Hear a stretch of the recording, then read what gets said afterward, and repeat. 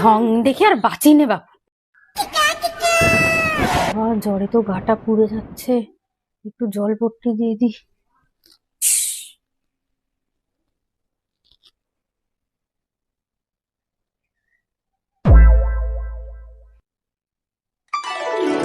আরে মা, কি হলো বাবা?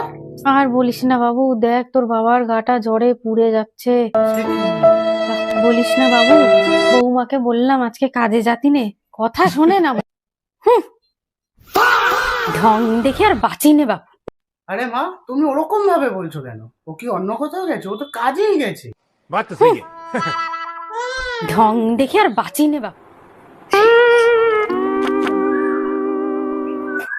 মা, সত্যি আমি একটা কাজে গেছিলাম, তুমি আমাকে এতটা ভুল বুঝলে? তা কি এমন কাজ তোমার বাবু, যা তোমার শ্বশুরের শরীর খারাপের থেকেও বেশি দামি? আরে বাপরে, তোমার জন্য একটা সারপ্রাইজ ছিল মা, কিন্তু তুমি যে আমার নামে এইসব ভাবো আমি কখনো ভাবতে পারিনি। কি সারপ্রাইজ বাবু, দেখি একটু। তোমার জন্য একটা জিনিস নিয়েছিলাম, কি এটা? খুলেই দেখো। কিন্তু তুমি যে আমাকে এতটা খারাপ ভাববে তুমি আমি কোনোদিন- করতে হবে দেখতেছি। আর কি বৌমা, তুমি আমার জন্য এরম ভাবো? আমায় ক্ষমা করে দিও মা, আমি কখনো এরম ভাবিনি।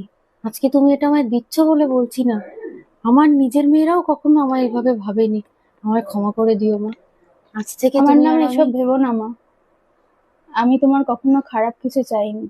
এই কাজটা আর করার হবে না, জন্যই আমি বাবার শরীর খারাপ হওয়া সত্ত্বেও বাইরে গিয়েছিলাম। আর হবে না মা, আজ থেকে আমরা বন্ধুর মতো থাকবো।